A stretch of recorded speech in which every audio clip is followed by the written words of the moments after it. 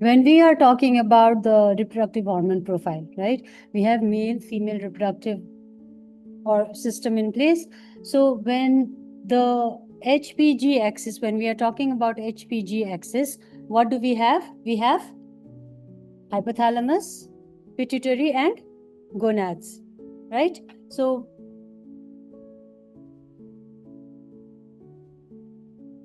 what is hypothalamus releasing? Gonadotropin releasing hormone. What is pituitary? It is going and acting on the pituitary to make FSH and LH. And this goes to where? Finally, it goes to the gonads, right? And the gonads is testis in the male and ovary in the female, right? So, what is LH going and doing to the testis? It acts on the Leydig cells, all right? It is acting on the Leydig cells and it is making testosterone. So, and this FSH is acting on the Sertoli cells, and it is helping with spermatogenesis. That is, it is helping with the sperm formation maturation, right? So how do you remember? S is for FSH mein S sum. So S is for Sertoli cells. S is for spermatogenesis. L, Leydig cell, it makes testosterone, and the active form of testosterone is more than testosterone. It forms DHT. What is it? Dihydrotestosterone. All right. Now in the female, the same thing. What does this FSH do? If you divide the menstrual cycle, how many phases are there? There are follicular phase, ovulation, and luteinizing phase. Yes. So in the follicular phase, what happens? The primordial follicle, they all come together and they try to compete, and one dominant follicle is matured as a ovum, right? And it releases the ovum. So what is happening here? Primordial follicles, what are primary follicles, and then secondary follicles, and then one mature Graafian follicle. So FSH is helping with the maturation of the follicles and making that one dominant ovum for every cycle, right? And during ovulation, all right, and when this ovum is formed, when the FSH is acting and it is maturing and it's making that Graafian follicle, what is happening at the same time? Estrogen secretion is also released from this ovum. Yes or no? Now, during ovulation, what happens is there is a LH surge. Without LH surge, there is no ovulation. The Graafian follicle cannot rupture and release the ovum, right? So here in this ovulation phase, you need what? You need a luteinizing hormone as well, right? And this effect of this luteinizing hormone is again mediated by what? Estrogen. Estrogen, it's made by the follicles here, the mature follicle. It is actually helping with the LH surge for ovulation, right? And in the luteal phase, what happens is when the dominant egg is released every cycle, it expects to be fertilized. It is expecting to get fertilized, and then what it is doing in the expectation of getting fertilized, what happens is the uterus is kind of preparing itself for the what? Fertilization purpose. What is formed? The zygote, right? To get implanted there in the uterus. So for that, what is needed? You need the hormone progesterone there. Progesterone helps with the preparation of the endometrial lining for the implantation. Now, if there is no pregnancy, if there is no fertilization, after a certain period of time, the level of progesterone declines, right? Because there is no fertilization. Progesterone, it declines, and then what happens? The corpus luteum, they gradually regress, and another menstrual cycle begins. Got this? So major reproductive hormone that you will be talking about is FSH, LH, estrogen, progesterone, testosterone, yes, dihydrotestosterone. Now, what is interesting here is when we are talking testosterone, it's not like testosterone is only present in the male and estrogen progesterone is only present in the female. It does not happen like that. All right. So, testosterone, even in the female, the estrogen is formed from the aromatization of the testosterone. Testosterone has to be formed in female body as well, and that testosterone is acted upon by an enzyme known as aromatase. All right, and what happens to the after that? Estradiol is formed. Is this point clear? Any confusion so far? And the same goes with the male as well. We think that male might not have estrogen, but actually that testosterone is again converted to estrogen in estradiol in men as well, and it is helping with the feedback regulation in the bone, in the brain. All right, so all these are the major hormones. So we talked about GnRH. We talked about, this is from which side? GnRH is from hypothalamus. So these hormones, they play a crucial role in the metabolism. They play a crucial role in growth and development. They play a crucial role in reproduction. They play a crucial role in mood regulation, responses to stress. So all these, whenever there is imbalance in any of these hormone synthesis, what will happen?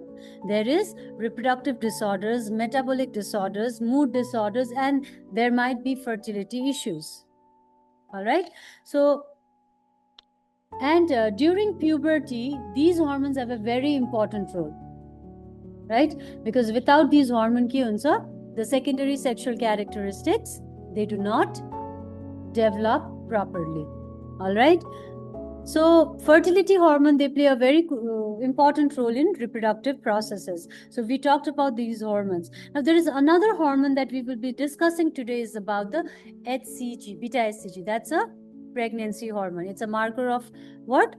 Pregnancy. It is also seen in cases of molar pregnancy, choriocarcinoma as well. Okay, and these monitoring the level of these hormones through various tests, they can provide valuable insight into the functions of the reproductive system, and it helps to diagnose the fertility issues or any hormonal imbalance in the individual. Bujo, is it clear up till here? Any confusion? I'll provide you the slides, don't worry. But etikura bujo, na?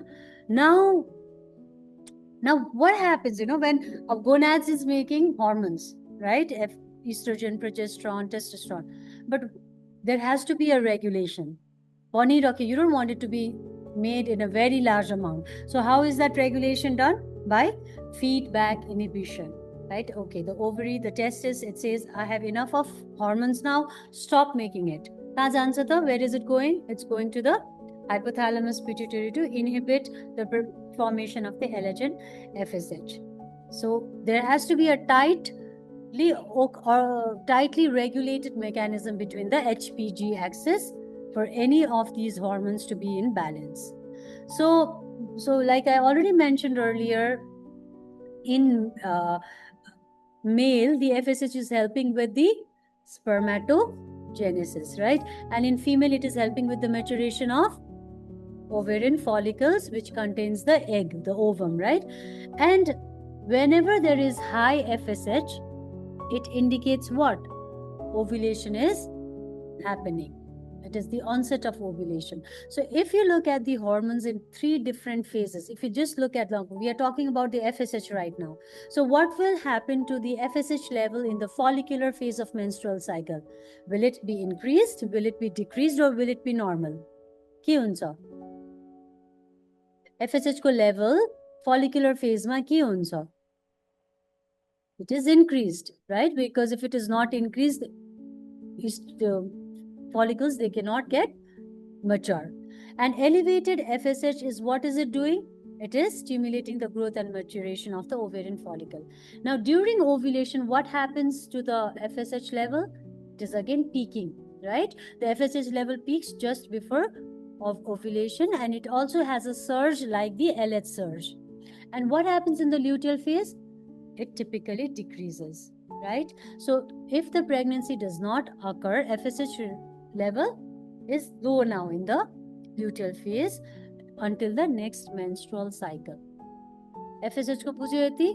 Now, if a woman has early menopause, just like someone might have a very early onset of menopause, 35, 40, right? Or if the woman is actually in her menopause, because there is no estrogen released from the ovary, there is no feedback inhibition to the pituitary, what will happen to the FSH level? Increased. So if you see a young woman, 35 years, she's complaining that she does not have a regular menses, having a long gap in her periods, and then you when you do her FSH level, if you see that is raised, it could be a sign of premature ovarian failure or early menopause. Or if the woman is after 50 years, you can think she's already in her menopause and it's nothing to worry about. The FSH level in menopause is expected to be elevated. Why is it so? Because there is no estradiol production from the ovaries, due to which there is no feedback inhibition and due to which the FSH level is elevated. Is this point clear? Yes? Okay. And when you are going for fertility testing, in fertility testing, the FSH level are often measured on specific day of menstrual cycle. Whenever you get a test here for FSH, LH, prolactin, you need to always note down the days, which day of the cycle is the women being tested on, because the reference interval for the phase is different. You cannot rely on one reference interval. Phase अनुसार को luteal phase को RK reference interval, so you need to go today to the lab and see how the FSH LH reports are being reported. All right, and I want all of you to make your notes today on this, whatever has been discussed. Refer to the slide, go to their instrument को principle, normal reference value, everything should be noted down. ठीक sir? All right, okay. So in fertility testing, FSH levels are often measured on specific date, typically on day 3 of the menstrual cycle, to assess the ovarian reserve. Ovarian reserve ma, is it sufficient or not? You measure. So higher than normal FSH level on day 3 may indicate diminished ovarian reserve. Why? Why diminished ovarian reserve is leading to your high FSH? Link the connection, Kina. Why does that happen? Yedi ovarian reserve diminished habani, why is it that FSH is being elevated? Kina, I just gave you the example. Link it to the menopause thing. Ovarian reserve comes habani ke huncha? Estradiol production is again diminished. Jasko karanle FSH level la inhibition pugdaina, and then FSH is elevated. Got this point? Now coming to LH. LH is responsible for what? LH surge is responsible for production of testosterone in male and ovulation predictor in female, right? So whenever a couple is planning to get pregnant, around, if the cycle length is 28 days, around 14 days of the menstrual cycle is the highly fertile period for a woman to get pregnant. Why? Because that is the point where there is ovulation happening. So there is a kit available, ovulation predictor kit, LH kit pauncha. Just say it helps to track the women to track her ovulation. So when she sees her LH kit shows a positive test result, she knows that she is now having her ovulation. And if the couple becomes close that time, there are higher chances of getting pregnant in that particular time. So it is very helpful. These kits are also called as ovulation predictor kits. All right. So yes, so the LH indicates that ovulation is likely to occur within the next 24 to 48 hours. So to say ovulation hune chances are there, it is predicting. So it is helping couple who are having fertility issues to get pregnant quickly. Is this point clear now? Yes? All right. So now the thing is estrogen. So estrogen in the early follicular phase, it is relatively low. Why? Because the follicles butter release bhaisakeko huँदैन, right? It has very low secretion from that follicles. But as the follicles are maturing, it is secreting more and more estradiol, so that it gradually rises as the ovarian follicles they are matured. And the estrogen promotes the growth and the thickening of the endometrial lining. It is also helping with the implantation preparation, right? And during ovulation, there is a sharp increase in the estrogen level. Okay, and that is helping to trigger the ovulation. So if you remember in your female reproductive class, right? About you, तिमीहरूलाई like यो question आयो कि आएन दिमागमा? के चिज बढेपछि estrogen बढेपछि त it should go back to the brain pituitary and inhibit the prolactin, inhibit the LH and FSH. But why is it so during ovulation? Estrogen level is also increasing and LH surge is also happening at the same time. जबकि regular feedback mechanism मा के हुनु पर्थ्यो? Estrogen high छ भने it should have gone to the pituitary to suppress that LH and FSH, right? But here it's not suppressing, it is rather elevating that LH. It is causing that LH surge to happen. So there is this unique feature in the pituitary, in the pituitary, that it has two centers. One is for the negative feedback, the another one is for the positive feedback. So during the ovulation time, actually that high level of estrogen is going and acting on that positive feedback center, and it is leading to that LH surge. Is it clear? All right. And what happens during pregnancy? We talked about menstrual cycle. It's gradually increasing in the follicular phase as the ovaries are getting, the follicles are getting mature. Right before ovulation or during ovulation, it has peaked. Now, if the woman gets pregnant, what happens? It is elevated, right? To support the pregnancy, to prepare the women body, the body of that female to be supporting the pregnancy, right? So preparing the body for the childbirth. Now, estrogen is also helpful for your bone health, right? A lower level of estrogen is experienced when? During menopause. So you must have heard most of the women in their menopausal age, they complain of bone pain. They have osteoporosis. Why? Because their estrogen level is low at that time. And estrogen is actually protective for the for the bone. All right. And in case of the puberty, if you see, it is very important for the sexual development, right? So in female, it contributes to the breast developments and is regulation of the menstrual cycle. Tiksa, is it clear up till here? So once we are done with estrogen, the other hormone is progesterone. So progesterone is very important hormone which is helping the woman's body to support the pregnancy. It is helping the fertilized ovum to get implanted in the uterus, right? So the progesterone level may be monitored during fertility treatment. It is very important that during IVF and all, it is important to assess these hormones. And when is it that we assess this ovulation? Just follicular phase ma, we were measuring estrogen level approximately day 3. The progesterone level peaks around 8 days post ovulation. It peaks around 8 days post ovulation. So when is it? If you are taking a 28 days cycle, right, and you are expecting the ovulation to happen on 14 days, so when do you expect the progesterone level to be highest? Which day of the women's monthly cycle? 14 plus 8 is approximately day 22. मा चाहिँ progesterone level चाहिँ सबैभन्दा high हुन्छ. Got it? So 8-day post. So if you want to know if that women actually underwent ovulation or not, if you are expecting 14 days ma ovulation भयो भने तिमीले 14 plus 8 जोडेर 22 days ma गर्दाखेरि the progesterone level should come at a certain peak level. Otherwise, you need to think that the women ma चाहिँ ovulation भएन. Is it clear? All right. So low level during the luteal phase. Yadi progesterone level is low during the luteal phase, you should be thinking of luteal phase defect, which can affect the fertility and increase the risk of miscarriage.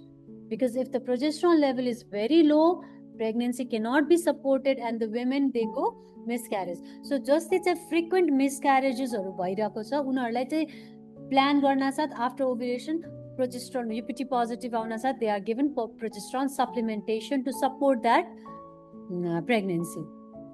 Okay, and the progesterone कसले बनाउँछ त? See, fertilized भयो, uterusमा implantation भयो, right? So what is actually this progesterone doing? The corpus luteum is actually supplying the progesterone for that fertilized egg, right, for the pregnancy. So placenta बन्न त time लाग्छ. It takes a certain amount of time for that placenta to be formed, for the beta hCG to be produced from the placenta, right? Talking about testosterone, right? So testosterone is mainly synthesized by the Leydig cell. The active form of testosterone is dihydrotestosterone. Why is it so? Because the receptors are has more affinity for dihydrotestosterone than the testosterone. All right, and in male, testosterone is the primary male sex hormone. Although female also produce it in a smaller amount, because हाम्रोमा estradiol बन्ने नै is through the aromatization of testosterone. In female, it plays a role in increasing the libido and bone health. But the level of testosterone in the women is much lower compared to that of male, and it typically in adult female it ranges from 15 to 70 nanogram per dl. All right, so whenever we talk about this testosterone, and you when you learn about this pathway for testosterone, you will come to know that there is another intermediate, dehydroepiandrosterone sulfate, DHEAS. All right, so all these have very important role. All these are known as androgen, androstenedione, DHEAS, and testosterone. All these together are known as androgen. All right, and they have very important role with the maintaining of the secondary sexual characteristic in the male.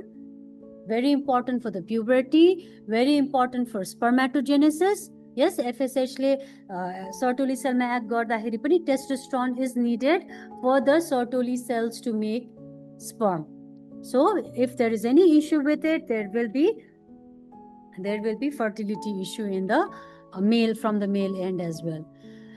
So now let's talk about this thing called polycystic ovarian syndrome, PCOS.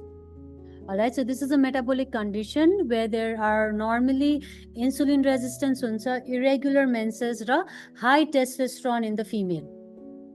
All right, insulin resistance, irregular cycle, and high testosterone level. And the symptoms include excessive hair growth in the female because of the high level of the androgen, weight changes and trouble with losing weight, ovarian cyst हुन सक्छ, there is decrease in the sex drive, irregular or missed period हुन सक्छ, male pattern of hair thinning हुन सक्छ, high level of testosterone, insulin resistance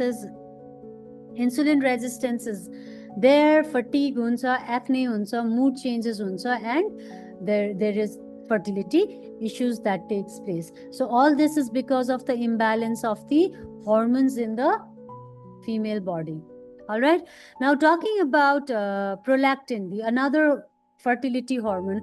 Prolactin is also a hormone.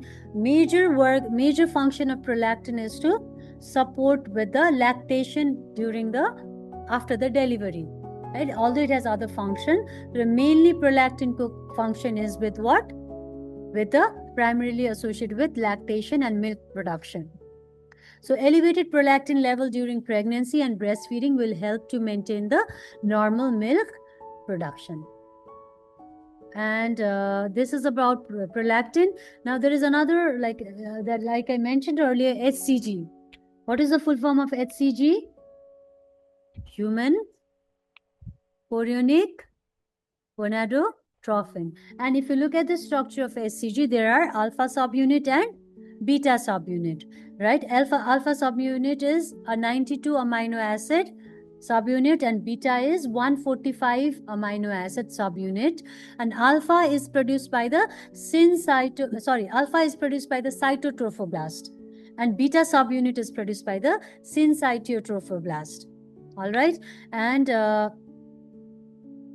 it is produced by the placenta during pregnancy, and it helps to maintain the corpus luteum, which contributes to the production of progesterone to support the pregnancy.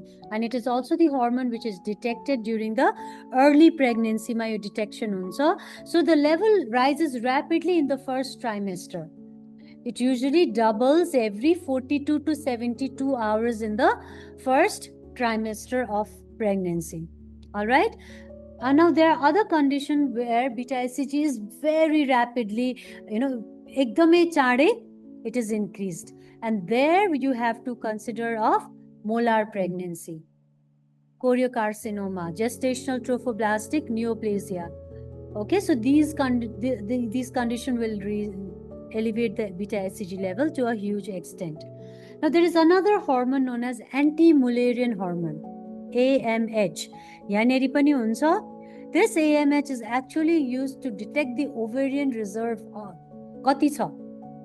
Ovaryma kati follicle ko reservoir kati cha bhanera it is helping us to know. It plays a very crucial role in assessing the ovarian function. All right. So the ovarian reserve assessment, it is used to kunai pani female ayo, and if she is complaining of fertility issue, usma sufficient ovaries ma yo follicles haru cha ki chaina, to check garnala what do we measure? We measure AMH. If the AMH level is low, it is an indication that the ovarian reserve in that woman is less, which is the cause for infertility.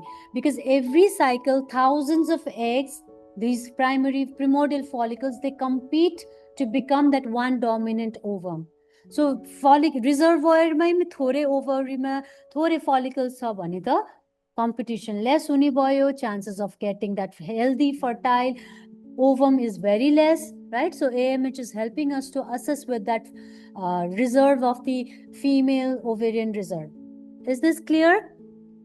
Yes. So whenever a woman is going for ART, that is assisted reproductive technology ma jadakeri, IVF haru gardakeri, it helps to predict a woman's ovarian response to controlled ovarian stimulation.